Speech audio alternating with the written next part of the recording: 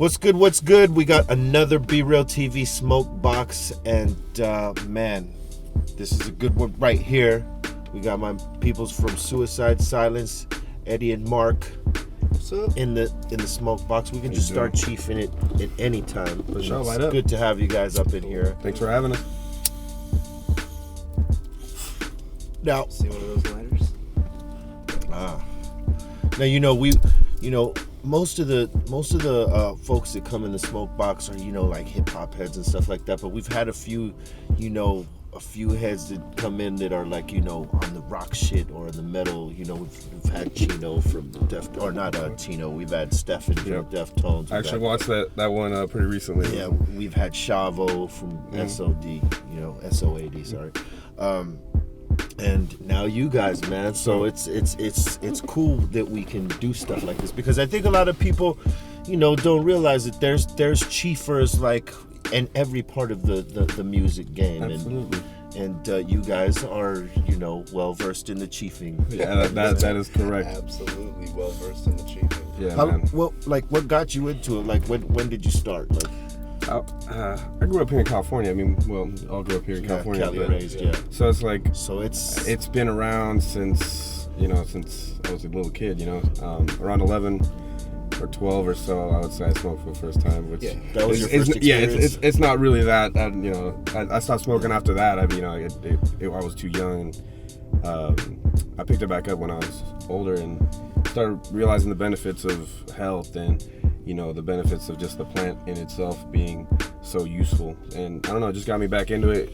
It's I see it as a positive medicine. Like it's something that we can all use. Yeah, cannabis has been one of my best friends since I was like same as Eddie, like 11. A little too young, I think I started, but at the same time, it's hard, being in California, my whole family smokes. Right. It's like, you start when you start, because we are, being Cali raised and Cali boys, we are exposed to it early here. You know what I mean? So, but it's cool. I think it's cool because you learn what the culture is really about. I think. Absolutely. And like I get asked a lot because obviously, I've been a part of the culture for a long time, but obviously from the chiefing aspect and the creative aspect, a lot of people ask me, well, do you use it to be creative? Yeah.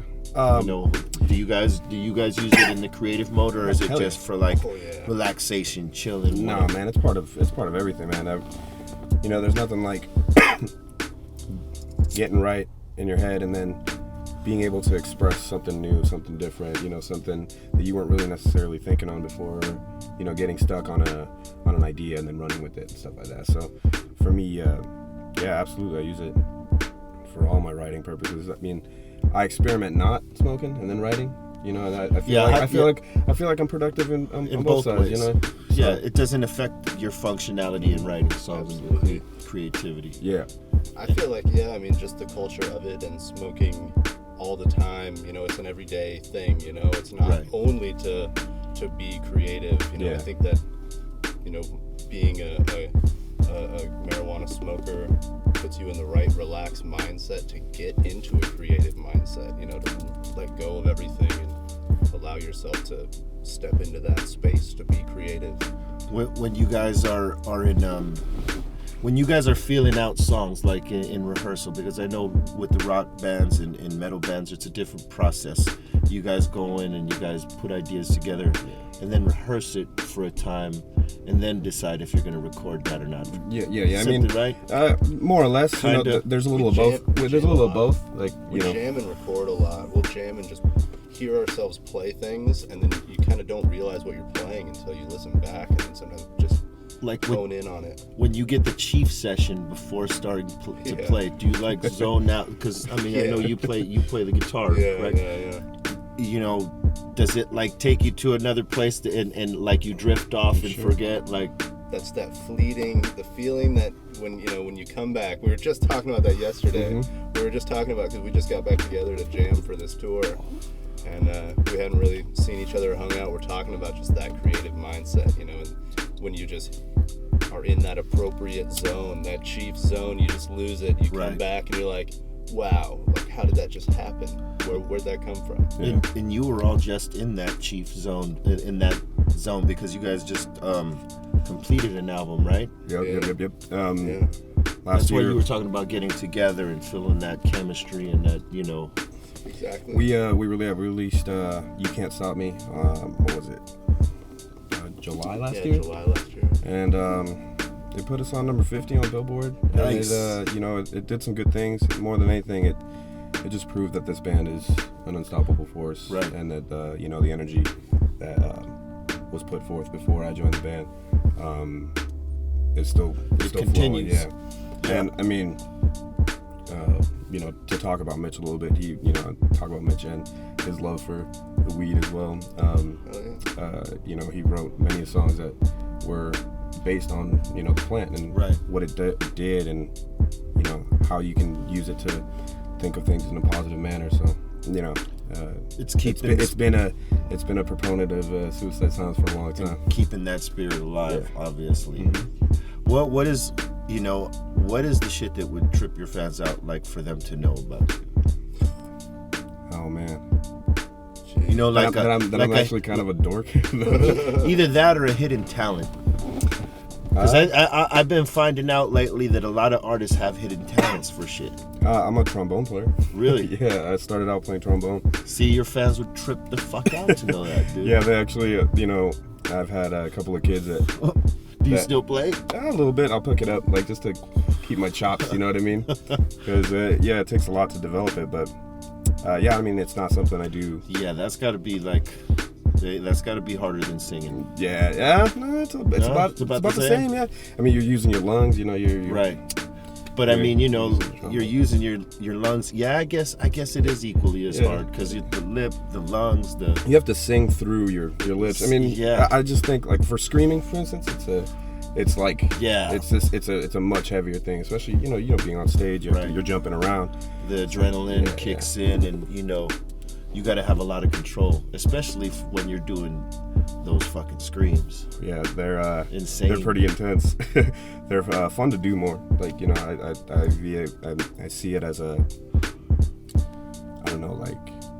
thinking about being like a cartoon character, or kind of like creating a monster in my head and creating the voice for it, and that's how I equate that to, like, getting the anger out and putting the words out the way they're supposed to be put out, Right.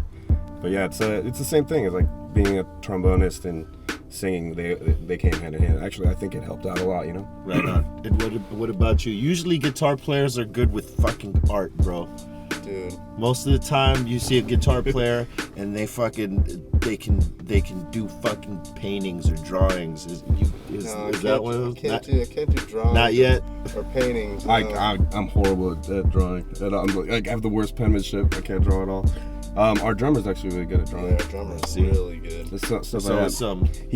What he does is he takes all of our throwaway drum heads and stuff, and he puts art on it, and he draws it, and then that's dope. He sells them at the merch. The kids have personalized art, from the band. I think that's been cool. That's something that I've always admired. What's the coolest shit you've seen one of your fans bring you? Because I mean, usually when you got a following that's like fucking fanatical, they'll bring you some crazy shit. What's the craziest shit? Just recently, we had a girl bring a stencil piece that she did that was like 5x5. Of Mitch. Yeah, she was stoked about that. We all went out there and signed it. I've had a fan bring a book that he wrote, and he just brought this thing and he signed it right in front of me. Like he had me sign something for him, and he signed something for me, and then gave me the book. And I actually got the book with me. I'm gonna start reading it pretty soon. That's fucking cool, man. Yeah, it looks pretty legit too. It's like it's like a book that I would see on sales stores. This dude wrote a book. Crazy shit, dude. That is crazy. Yeah. Now, you guys, with this new album, you guys are gearing up for a tour, right? Yeah, we're leaving actually this Monday, next Monday coming up. Oh shit. Yeah, we're playing at the Catalyst on the 17th. No, is that correct? 16th, I think. 16th, yeah, that's when. 16th or 17th. I don't know what day it is right now. Right. But yeah, we're kicking off that tour. It's the Stronger Than Faith tour. Our brothers and me are Within the Ruins and Fit for an Autopsy are going to be with us, and it's going to be a good one. It's going through the States, all B and C markets, all small towns. Right. Really stoked to see a lot of the fans that can't make it out to the cities, or that's like a 5-hour drive away. So I'm really happy about that. What do you guys look forward to on tour, and what do you guys hate about tour? Dude, waiting around is never good. I like playing the shows. That's really the main thing. Being on stage is the Hustle, biggest. boom, get to the place. Let's play, let's go, roll, right? Yeah. I like to play. I don't like to be at the venue like all day waiting around and shit. Yeah. That's like the worst. Yeah, the sitting around downtime shit is a little crazy. Yeah, it's nice to have It something drives to you do. nuts. Yeah. It's nice to have something to do. For me, it's just the coming home and leaving, coming home, and leaving, coming home, Yeah, and leaving. that's hard. It's almost like I'd rather just either be on the road and do that, or stay home and just do that. It's like sometimes you feel that way. Because, you have spotty dates here and there. You're touring for a lengthy amount of time. Then other times you're, playing a couple gigs here and there. And that shit is hard, definitely. Because you get used to the rhythm of being on the road, right? For sure. Yeah, that's how it is for me. Once I'm going on the road, it's clockwork, And what's the shit you look forward to? Playing. Just playing. Seeing the fans, seeing them react to our music and being able to vibe with them. That to me is one of the most important things on earth. If I didn't have that, I think I'd be a little bit crazier. And chilling and vaping in the back lounge in the downtime. That's for sure. If you had your dream show lineup, what would it be? Oh shit. Play with Slayer, Slipknot. Oh my god. That would be insane. If there were a way to put Pantera back together, I would love to play a show with Pantera. Stupid. That would be crazy. Yeah, man. I would go to that show for sure, easily. I think a lot of people would. Oh, yeah. I think everybody would want to go to that show. Yeah. Because it would be just so fucking much energy. Yeah, dude. And loudness. Yeah. Fucking volume. And the history behind that band is just insane. Okay, so being Cali boys, Cali raised and all that, what type of strains do you like to cheap? Do you like indica, sativas? Or is there a particular strain that you like, period, It all depends on the day, If I want to go to bed, indica. Right. A good strong indica. Sativas when you first wake up, or if you're about to get into a show, I really like focusing on a sativa to pick it up. Any particular brand of sativa or anything? Man, I'm so bad with names. I'm one of those dudes that doesn't pay attention. Sage and sour. Sage and sour. I've grown a lot of sage and sour. So you do grow. You grow yourself? Yeah. How long have you were you into cultivating, or do you still cultivate now? Still cultivate now. Nice. Yeah. For good little over 2 years now. Nice. And do you find that in the 2 years that you've been growing that you've had all the information needed available to you, to actually produce some bomb quantity shit or quantity yeah. Yeah, definitely. I've had real successful grows, been through the whole ringer, I've had some bad ones too. Learned a lot. In the beginning, that happens to everybody. But yeah, man, it's super fun and real. Honestly, learning how to do it is kind of like a therapeutic thing, seeing the life cycle. It is therapeutic, and it's also scientific. Yeah, it's mathematics with all those nutrients and all the shit, and even the cycle Absolutely. of it, And you have to have a lot of patience. Oh, yeah. You must be the calm patient one, yes? Yes. Absolutely. You have to, man. When you're growing that shit, man, you got to have a lot of patience, because I love it. heartbreak comes, you know what I mean? Sometimes in that, realm of the culture, you know what I mean? Absolutely, man. Yeah, and it's cool to hear him talk on tour. We'll talk about, his crops and whatnot. And it's cool to hear how much love he has for his plants. And it's I think that's what makes him really good. He'll bring a strain to practice, and it'll be really tasty. It'll be really fruitful. You know what I mean? So that part of horticulture is something I've always appreciated. You know, the kind of love that you have to put into it. Yeah, most farmers and growers and you know, scientists of the culture are like, you know, they put that love into it for sure, because they care about what people are smoking, how it tastes, how it affects you, you know, all those things. Where before people were just like, I mean, don't get me wrong, there's opportunists out there still that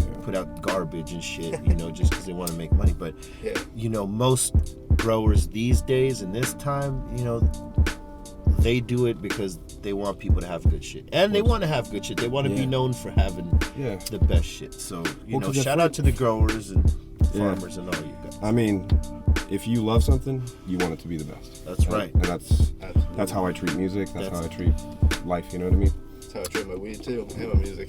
That's right, man. Hey, man. You know, we've been smoking on these funky field tips, right? Yep. And tips of this shit. You know, and the herb has been provided by Daddy's Pipes. The Xerxes OG we've been fucking blazing. It is an indica right now. That's why I'm feeling so heavy. Word up. And we want to say thank them, and I want to thank you for taking the time to drop into the Smokebox and chiefing it up with us. You know what I'm saying? Thank you, man. And thanks for thinking of us. Thank you for the support.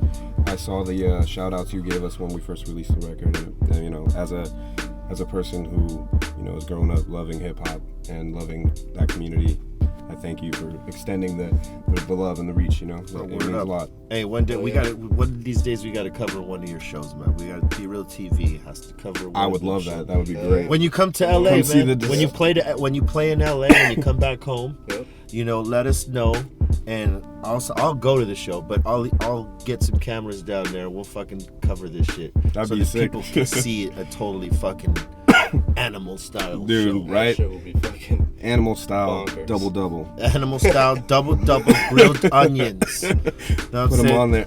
Double the spread. You know what I'm saying? This has been, you know, a Smokebox right here, Be Real TV. Make sure you subscribe to the channel, leave comments, and definitely fuck with Suicide Silence. You already know. You're probably already doing that already. So I'm not telling you something that you don't already know. But in case you don't, it's heavy chiefage right now going on. For sure.